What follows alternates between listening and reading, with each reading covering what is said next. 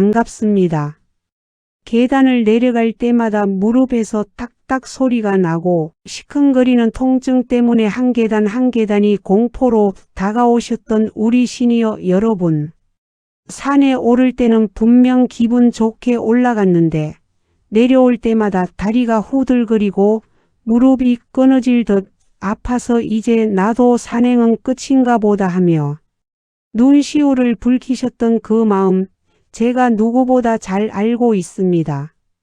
여러분, 그런데 무릎이 아픈 것이 단순히 나이가 들어 연골이 다 닳아 없어졌기 때문만은 아닙니다.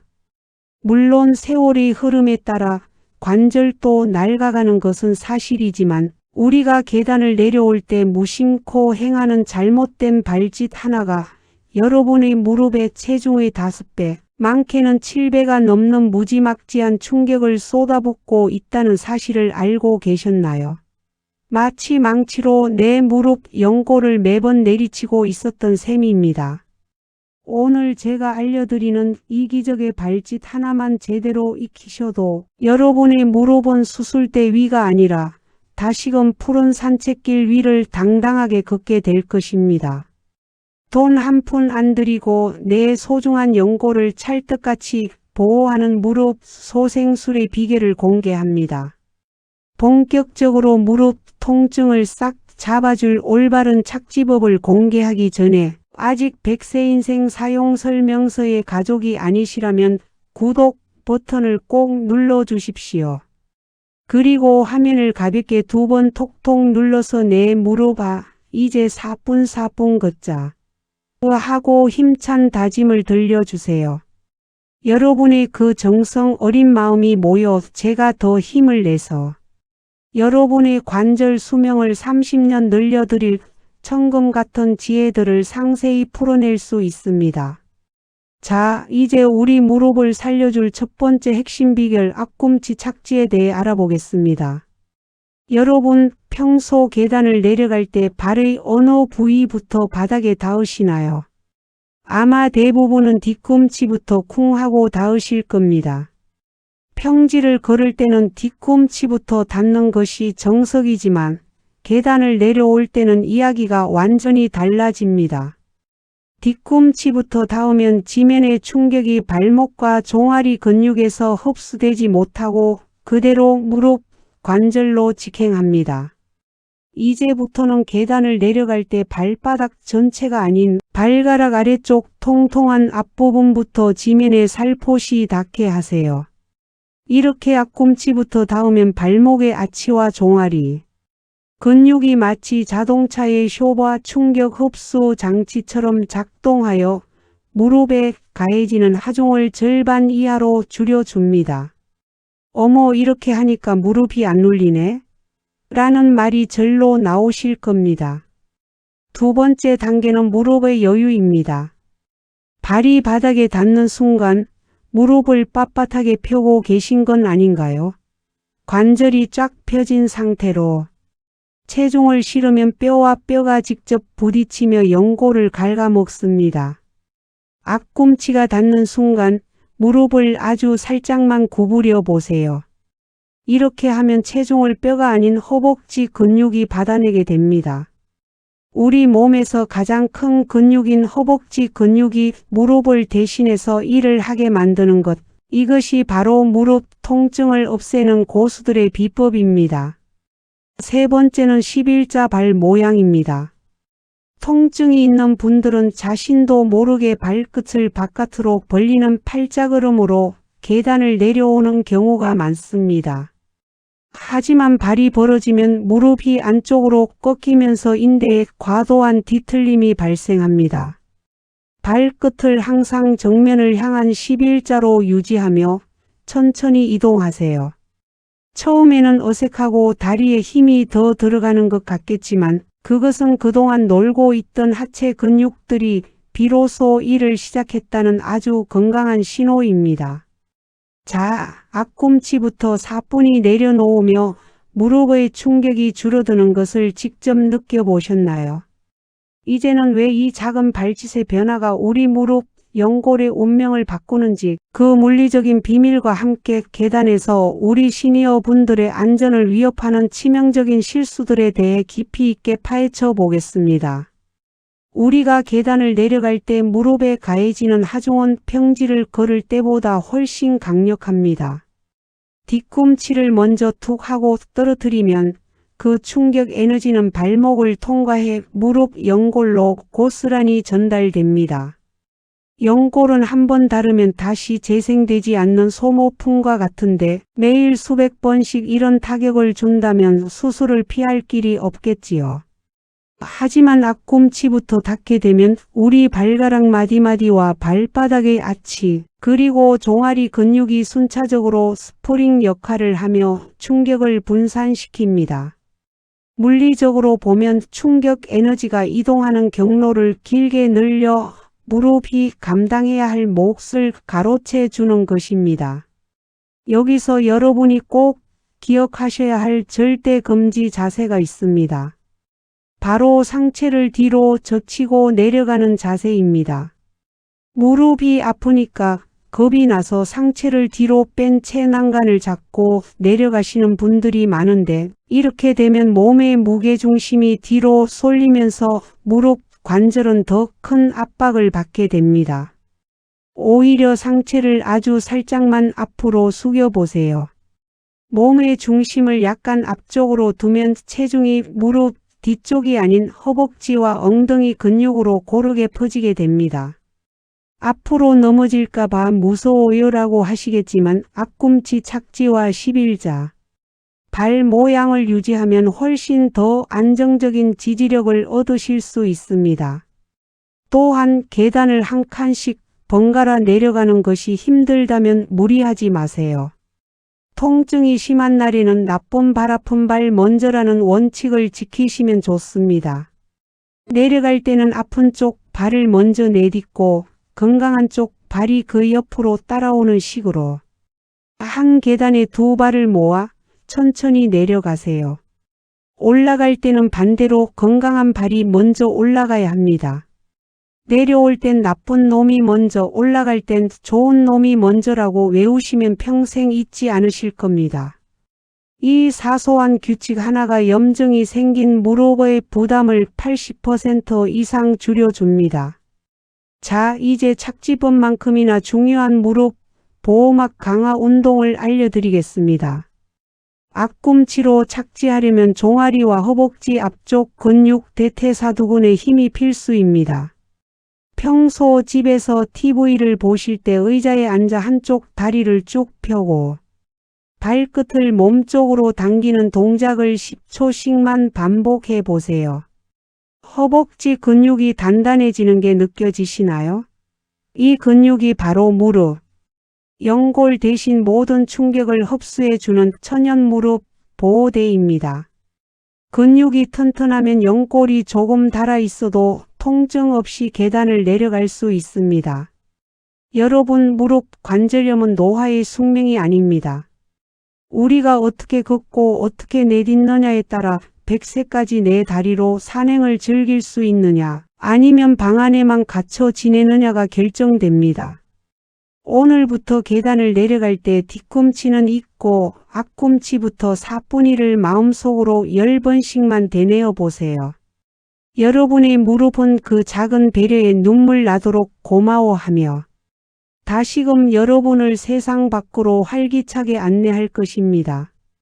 자, 앞꿈치 착지로 무릎에 가해지는 망치질을 멈추는 법을 배우셨다면 이제는 우리 무릎 내부에 흐르는 기름칠에 대해 이야기해 보려 합니다. 여러분, 기계도 오래 쓰면 기름을 쳐줘야 하듯이 우리 무릎 관절 사이에도 관절액이라는 천연 윤활유가 흐르고 있습니다. 이 윤활유가 마르면 연골끼리 직접 부딪혀 소리가 나고 염증이 생기는 것이죠. 무릎 연골을 촉촉하게 만드는 가장 좋은 방법은 의외로 가벼운 움직임입니다. 많은 분이 무릎이 아프면 무조건 가만히 있어야 한다고 생각하시지만 그것은 큰 오해입니다. 연골에는 혈관이 없어서 가만히 있으면 영양 공급이 끊깁니다. 오직 움직여서 관절을 압박하고 이완할 때 그 펌프질을 통해 관절액이 연골 구석구석 스며들게 됩니다.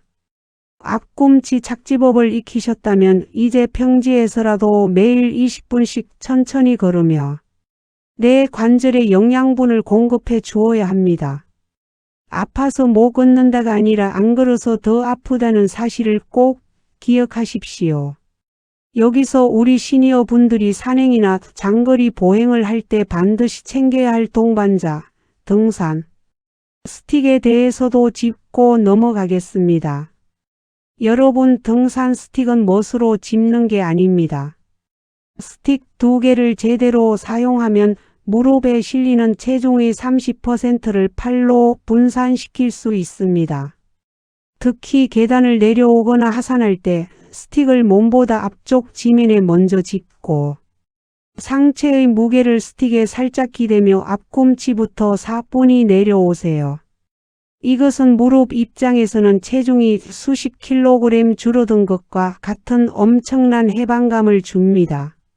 나 젊었을 땐 스틱 없이도 잘 다녔어라는 자존심은 이제 내려두시고 스틱을 여러분의 제3, 제4의 다리로 삼아 관절을 아끼셔야 합니다. 또한 무릎 염증을 안에서부터 잠재우는 식습관의 지혜도 매우 중요합니다. 우리 무릎의 통증은 대부분 염증에서 시작됩니다. 이 염증을 청소해주는 최고의 식재료가 바로 생강과 강황 카레입니다. 생강의 진저롤 성분은 천연소염제라 불릴 만큼 관절 염증을 사귀는 데 탁월합니다. 따뜻한 생강차 한 잔이 무릎의 부기를 가라앉히는 데 큰 도움을 주죠. 여기에 등 푸른 생선의 풍부한 오메가-3 지방산은 뻣뻣해진 관절 마디를 부드럽게 만들어주는 훌륭한 윤활유 역할을 합니다. 밖에서는 앞꿈치 착지로 충격을 줄이고 안에서는 항염식품으로 염증을 씻어내니 무릎이 젊어지지 않을 재간이 있겠습니까? 하지만 주의할 점도 있습니다. 무릎이 아프다고 해서 갑자기 스쿼트나 런지 같은 무거운 하체 운동을 시작하지 마십시오. 근육을 키우려다 오히려 남은 연골을 다 갉아먹는 분들을 보면 정말 안타깝습니다. 우리 시니어 분들에게 가장 좋은 근육 운동은 등척성 운동입니다. 의자에 앉아 무릎 사이에 베개를 끼우고 5초간 꽉 조이는 동작, 혹은 다리를 쭉 펴서 허벅지에 힘을 주는 동작만으로도 무릎 주변 근육은 충분히 단단해집니다. 무릎은 정직합니다. 무리한 욕심보다는 정성스러운 관리와 올바른 사용법을 기다리고 있습니다. 자, 이제 여러분의 무릎에 새로운 생명력을 불어넣고 계단 앞에서도 당당하게 미소 지을 수 있게 해줄 무릎 소생 대장정의 마지막 장을 장식해 보겠습니다. 여러분, 오늘 저와 함께 뒤꿈치가 아닌 앞꿈치로 사뿐히 내려앉고 무릎을 살짝 구부려 근육으로 체중을 받아내는 그 정교한 발짓의 예술을 배우며 어떤 마음이 드셨나요? 이제 다리가 말을 안 들어서 집 밖으로 나가기가 무섭다던 그 외롭고 답답했던 마음이 나도 방법만 바꾸면 다시 저 산 너머까지 갈 수 있겠구나 하는 자신감으로 바뀌시기를 간절히 바랍니다. 마지막으로 우리가 24시간 내내 소중한 연골을 아끼고 보호하기 위해 꼭 챙겨야 할 생활의 마침표를 찍어보겠습니다. 우선 무릎 건강의 시작과 끝은 여러분이 신고 있는 신발에 달려 있습니다. 아무리 앞꿈치 착지법을 잘 익혀도 밑창이 딱딱하거나 너무 얇은 신발을 신으면 그 충격은 고스란히 뼈로 전달됩니다. 오늘 당장 여러분의 신발장을 열어보세요. 뒤축이 다 닳아 한쪽으로 기울어진 신발 혹은 쿠션이 다 죽어버린 낡은 운동화는 과감히 정리하셔야 합니다. 발바닥 아치를 탄탄하게 받쳐주고 충격 흡수가 잘 되는 적당한 두께의 신발을 고르는 것, 그것이 바로 여러분의 무릎을 위한 가장 값진 투자입니다. 또한 밤사이 우리 무릎이 스스로를 치유할 수 있도록 수면 자세에도 정성을 들여보세요. 평소 무릎 통증으로 밤잠을 설치신다면 천장을 보고 똑바로 누워 무릎 아래에 부드러운 베개를 하나 받쳐보십시오. 이렇게 하면 무릎 관절의 간격이 자연스럽게 벌어지면서 낮 동안 압박받았던 연골들이 숨을 쉬고 관절액이 원활하게 순환하며 염증을 씻어냅니다. 자는 동안에도 우리 무릎은 내일의 보행을 위해 열심히 복구 작업을 하고 있다는 사실을 기억하며 내 몸에 편안한 휴식을 선물해 주세요. 여러분, 100세 인생을 향해 걸어가는 여정에서 무릎은 단순한 관절이 아닙니다. 그것은 우리가 사랑하는 사람을 만나러 가고 보고 싶은 풍경을 향해 나아가게 해주는 자유의 통로입니다. 무릎이 아프다고 해서 그 자유를 포기하지 마십시오. 오늘 배운 11자 발 모양과 앞꿈치 착지법은 여러분의 연골을 아껴주는 기술이기도 하지만 여러분의 삶의 반경을 넓혀주는 지혜이기도 합니다.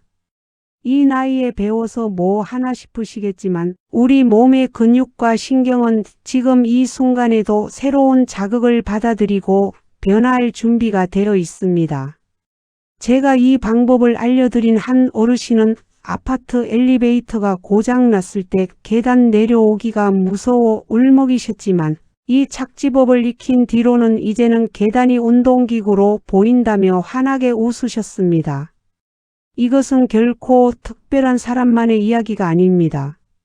내 발바닥이 땅에 닿는 그 0.1초의 순간에 정성을 기울이는 사람, 내 몸의 신호에 귀를 기울이며 무리하지 않는 지혜를 가진 분들이라면 누구나 누릴 수 있는 기적입니다. 여러분도 충분히 그 주인공이 되실 수 있습니다. 여러분, 건강은 대단한 비결이나 비싼 수술에만 있는 것이 아닙니다. 남들은 무심코 지나치는 발끝의 움직임 하나를 고치고 내 허벅지 근육을 믿으며 한 걸음 한 걸음 정성껏 내딛는 그 마음가짐이 바로 무병장수의 핵심입니다. 여러분의 무릎이 가벼워지면 마음이 가벼워지고 마음이 가벼워지면 인생의 후반전이 축제가 됩니다.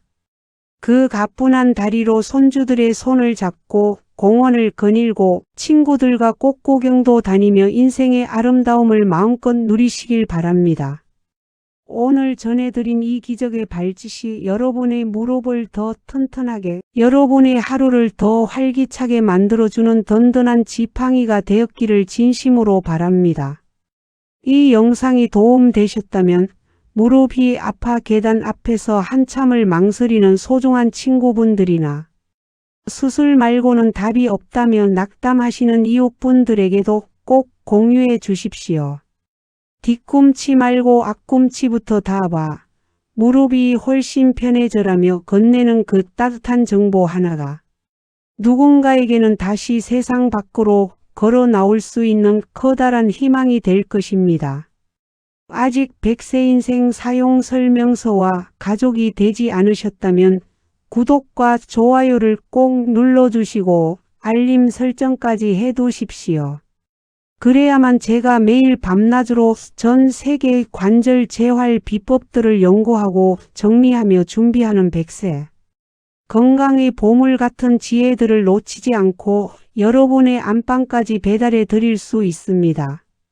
여러분의 따뜻한 댓글과 덕분에 계단 내려가는 게 무섭지 않다는 기쁜 소식은 제가 더 좋은 정보를 찾아오는 가장 큰 보람이자 삶의 이유입니다. 오늘도 사뿐사뿐 가벼운 발걸음으로 전신에 생기가 넘치고 세상 그 누구보다 당당하게 걷는 행복한 하루 보내시길 바랍니다. 저는 다음 시간에도 여러분의 100세 인생을 더욱 건강하고 평안하게 채워줄 귀한 지혜를 가지고 다시 찾아뵙겠습니다. 여러분의 무릎 통증은 사라지고 활기찬 걸음걸이만 남는 그날까지 제가 늘 곁에서 응원하겠습니다. 지금까지 100세 인생 사용 설명서였습니다. 감사합니다.